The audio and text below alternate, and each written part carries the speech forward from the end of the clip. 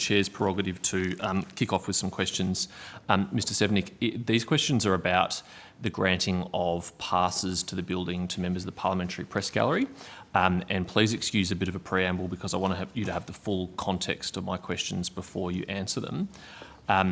There was an incident in Parliament House at the Prime Minister's press conference in his courtyard on the 26th of June, where a member of the Xinhua news agency and a number of guests that they appeared to have signed in came to the press conference and filmed other journalists who work here in Parliament House. Now, I know security in the Prime Minister's courtyard is a matter for the AFP, not DPS, so I'm not asking you about that. But this has raised concern among a number of building occupants about access to the building. So what I want to understand with you is the process by which those passes are granted and how that happens. And I should say in doing so, I'm not casting any aspersions about the Parliamentary Press Gallery and the committee, who I understand have a role. I've discussed it with the President and the Secretary of that committee, and from my discussions with them, it's clear they very diligently fulfil their role.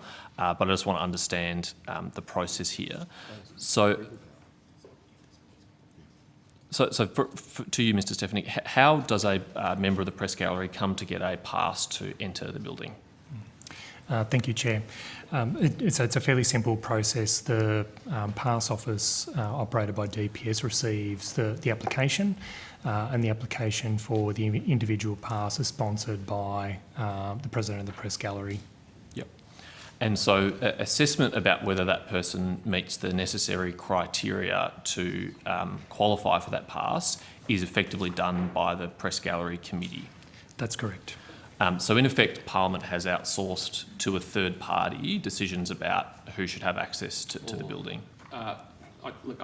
To be fair, this is going into areas of policy, not just administration. I want to come to you at the end, Mr President. I would not use those terms. I would say the Parliament has granted some autonomy to a press gallery, or the officers of the Parliament, but it's long-standing practice, officers of the press gallery to determine which members of the press gaining access is what I would describe it as. I would not use your terms. Sure, and I do have some policy questions which I want to come to at the end to you, Mr President, because there are, as you say, real questions of policy here that have nothing to do with DPS or indeed the Press Gallery, but are really matter for us as politicians.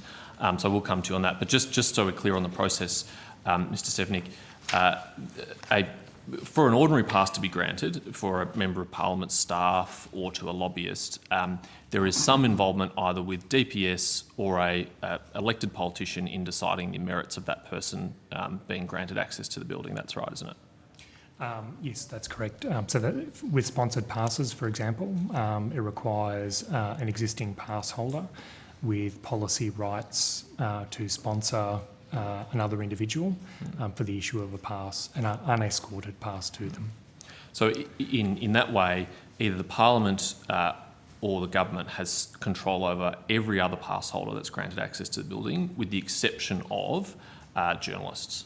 A member of Parliament, yes, in the sense of you or any other member of Parliament has the right to put someone up for a sponsored pass. Not the Parliament, I suppose I'd say, a member of. Sure. Yeah. And I'll come to the policy issues at the end there, because there might be a very good reason why you wouldn't want members of Parliament to control which journalists have access to the building, but I'll come to that.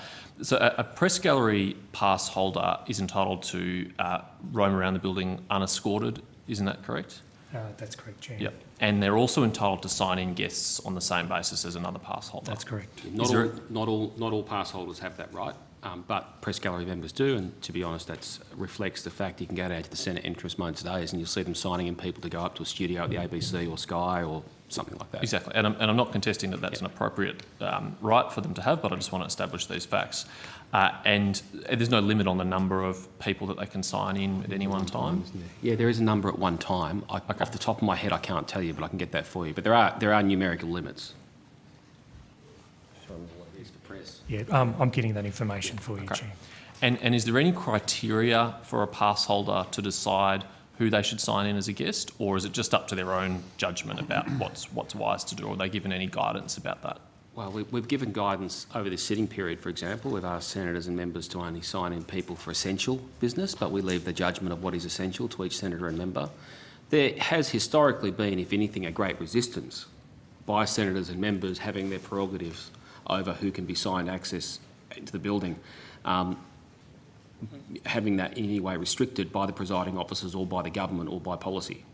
So in the end, when it comes to signing people in, it is generally in the hands of the senator or member. Or in this case, a member of the press gallery. Yep. Yeah. So the reason I ask these questions is that Xinhua News Agency is owned by the Chinese Communist Party. It's a state-run news agency from a one-party state, an authoritarian state, and my questions could apply equally to any other news agency of a foreign government that is an authoritarian government. Russia Today's access to the building would just be as much interest to me as Xinhua. But I mean, this was a news agency founded in 1931 by the Chinese Communist Party. It was originally called the Red China News Agency. Its president is on the Central Committee of the Chinese Communist Party. We now know that on that day, the 26th of June, we didn't know this at the time, but that 2 members of the Xinhua News Agency were raided by ASIO in connection with a foreign interference investigation. In the United States, they've been declared a foreign mission and banned, and I'm not necessarily advocating any of those things here in Australia, but I think it should be of interest to parliamentarians the basis on which people such as these are given access to the building and the rights that they have in this building. What assistance is provided to the Press Gallery Committee to make their assessments about the legitimacy of anyone applying? Do they have any access to research, any assistance? Well, I would be reluctant for politicians to be interfering with the determination of a press gallery decision about what constitutes a journalist. Whether or not they engage with agencies that have that expertise, I can't speak to. Yeah, I share your concern about that, Mr. President. And as I said, I want to come to that discussion in a minute. But just to establish the facts, does the Press Gallery Committee have access to, in any formal way, any resources to assist them to make these assessments? You'll need to speak to the press. From DPS, I have the presiding officers have discussions on a number of management issues, some of which aren't disclosed publicly with respect to the Press Gallery. In the past, that has included those who hold licences, which is the term used here for a leaseholder of the Press Gallery and therefore a member of the Press Gallery, because not all pass holders have an office. If you can have a Press Gallery pass, a yellow media pass, without being a licence holder with office space on the second floor. But there are discussions. There are no DPS provided resources. Whether or not they seek them from elsewhere, have those discussions, I do not know. Yeah, but as you would know, Mr. President, I can't ask questions to the Press Gallery Committee. They don't appear here. And in this instance, DPS has, in my terminology, I know you don't agree with it, but I think effectively outsourced to a third party. No, don't say DPS. No, let's be honest. Let's take a step back. Let's not say DPS. Let's say it's been long-standing practice, reflecting the will of parliamentarians, for the Press Gallery to determine its own membership and access to the building. And that's not DPS's issue. That's an issue the Parliament, including myself, and presiding officers have made over many, many decades. Now, the consequence of that may be, as you describe it, in this new world, but it is not a conscious decision of DPS to outsource. It has been a long-standing view that the Parliament has allowed the Press Gallery to determine its own membership. And just on that, do you know the history of it, when that decision was made? Did anyone from DPS know the history of when that was decided? My best guess, and if I'm wrong, I'll make a couple of phone calls to people I know who have been here a long time and predate the building. My best guess is that it actually predates this building because the facilities and the arrangement in this building are somewhat unique in the sense of studios and everything, effectively being a broadcast centre. It's not common in Westminster in the US where a lot of those facilities are off-site. And for reasons that MPs themselves, including myself, have been very, very strongly defending, we have refused to zone this building to require the carrying of passes or have pass checks of senators and members going through various parts of it. We've tried to maintain the private and the public areas of the building so as not to be starting to lock senators and members out there. It is impractical if senators and members don't have to carry their pass to require others to effectively have to swipe in and out of, say, more sensitive areas of the building.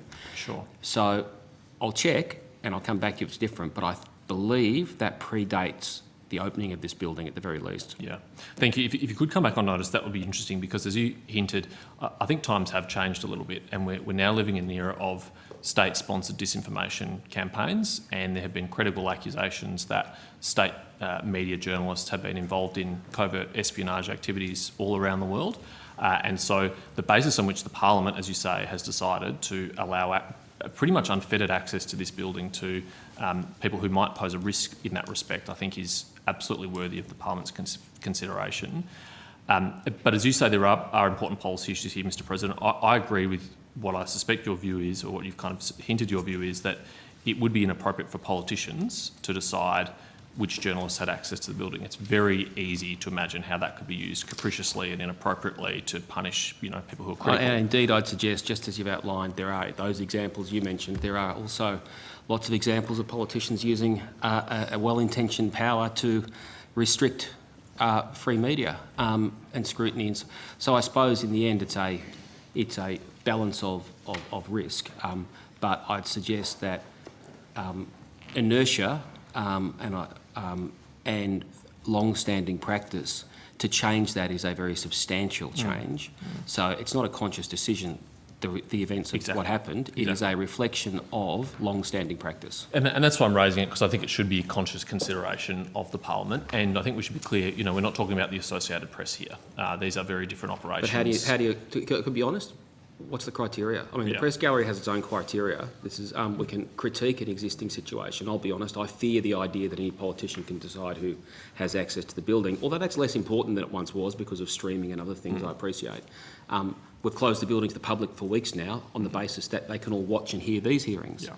So the question then is, what is the criteria by which politicians should be making a decision about who is entitled to a press pass? At the moment, the Press Gallery, and has an internal process, allows they set their criteria and people fit it or they don't. Yeah. I'm conscious of the time. I know that other senators who have many questions, so I won't persist with this too long, but I'm not proposing that politicians should decide. What I am asking is, should a more robust process be put in place which ensures that the Press Gallery Committee, or whoever it is that makes that decision, has access to sufficient resources to make this decision, because they are making a decision on behalf of all of the building. To be honest, the resources aren't resources. It's the criteria that are the issue, not the resources. Because in the end, you could apply all the resources, but it only makes you know more about the existing applicant in the end. And the criteria are pretty broad if you look at it. So the question then is, you're really arguing, I'd suggest, that you want reconsideration of the criteria given recent developments that you put forward. Also, now that is, but the point is, unless you change the criteria, it doesn't really matter if you know extra stuff about them if they still meet the criteria. Yeah, except I think that the members of the Press Gallery Committee, certainly from my conversation with them, are very sincere and very diligent about their role, but they don't have access to anything other than their own intuition in deciding whether someone should be granted or not. And I agree with the criteria is important, but it's not just criteria. With all due respect, I don't think that's actually just the issue, because I know other members of it say it's not their job to determine what constitutes a journalist. So I don't think it's fair to say there is a consensus. It is a difficult situation, I agree. And there have been discussions with the Press Gallery Committee after that incident to what can we learn from it to ensure something like that does not happen again. Conscious it's in a part of the building that we don't have the same authority over. But I come at this from a view that there needs to be a strong argument for. There may well be one, but then a clear articulation of what any change should be. And it's not just about resources. If you're going to change who has access to the building, you're changing criteria. I agree. All right, Mr. Stephanie, do you have an answer for that question you took on notice about the number of people that can be signed in? I'm still trying to get that, Senate Chair, so I'll take that on notice and I'll provide that to you. Okay. Can I commend it to your consideration, Mr. President, as a custodian of the building along with the Speaker, because not to put too fine a point on it, but particularly in this age where parliamentarians are in this building often without staff, our offices are unoccupied for large parts of the day, and for people who have the ability to freely roam around the building, sign in any guests that they wish who may have a connection to a foreign state agency, I think is a real concern to a lot of building participants. And may I say, if anyone's got any suggestions for change, I'm happy to think about them on the basis that I would be reluctant to impose something upon the Federal Parliamentary Press Gallery. I don't think it's a matter of resources. I think we'd have to consider the test. There are lots of historical examples of people who are journalists who have provided information to a state they may have been a citizen of. And if you've now got access to the EAC system, which means it's very easy to open and close your office. You don't need to take your keys with you. You just carry your wallet or your phone. And there should not be, in my view, material that is sort of being left around that is so sensitive that it would provoke such concern. And quite frankly, the security in the building is pretty good. I haven't heard an example in recent times of someone genuinely concerned that people are wandering in and out of their office looking at documents. This was a concerning example. I'm not trying to dismiss it, but I'm also falling back on my sort of long-held First Amendment beliefs that the greater fear is actually of liberal democracies copying the trends of those that we are concerned about and limiting a free press. I always err on the side of that. But I share your concerns on that, but I've taken enough time this morning. Would any other senators like to follow up on this question before Senator Kitching is indicating? Senator Kitching. Thank you. That was the non-technical version of raising my hand. Could I just ask, Mr. President, in terms of, obviously there are restrictions around, for example, where, media can take photographs, for example. So thankfully, they're not able to take a photograph at Aussies, for example. What I'm wondering is if there are journalists who are taking photographs of other journalists, is that perhaps, may not be anything in writing, but wouldn't there be a convention around journalists not doing that? And I know that obviously inadvertently sometimes the cameras pan to the press gallery in a doorstop or in press conferences, but it's not the deliberate, what seemed to be the deliberate taking of photographs of journalists. And I wonder if there is some, under the agreement that the Parliament has with the press gallery and the committee of the press gallery, whether there's also some understandings about that as well, about, where it's not inadvertent or part of the usual activity, but rather, the deliberate taking of photographs. well, I suppose firstly, putting aside this one instance, which I think you and Senator Paterson have raised quite legitimate concerns about, it was something that had not occurred before, and there have been discussions to do our best to ensure it doesn't happen again. The media rules are about areas where you can take photos, and all senators and members are aware of those areas, and every so often we have to discipline, warn or someone for breaching those rules, or call a colleague and suggest that they take down a post that is not compliant with the rules. I'm not aware of any particular rule that would say you can't take a photo of journalists, and I might say if I did, I can imagine some of my colleagues might say, well, they're taking photos of me in the courtyard, why can't I take photos of them? Because any rules we have apply to everyone equally. Now, I suppose, could we have a rule that journalists can't take photos of other journalists? To be fair, when you turn on Sky or ABC 24, you often see the camera turn to the journalists asking questions. So I just have to... And that's the point. I understand that. And that's why I raise it, is I understand that. But normally that's an inadvertent panning of a camera. And you do see, you see it every day, it happens, but not where someone is deliberately taking a photograph of... Look, this was different, I agree, but I disagree. I mean, I can see, if I turn to Sky or ABC 24, I see an intentional... Sorry, I'm looking weirdly because you're only on the screen behind me, Senator Kitching, so I'm sort of talking to a blank coat of arms at the moment. But no, if you turn on ABC 24 or Sky, you'll regularly see not inadvertent, but intentional use of the camera to people asking questions. So I would see this as something that is difficult to make a rule about, because I do not think the press gallery would like me to amend the media rules saying you can only film the subject of a press conference. We changed the rules in the Senate to say you can now film the chamber rather than only have to take a photo of the person on their feet with the call. But what happened then was different, and I think the press gallery has taken steps to ensure that that sort of event doesn't happen again. Well, I do trust the members of the Fourth Estate, and I know that a lot of them have taken it very seriously. So I'll leave it there. Yeah. Thank you, Senator Kitching. Any further on this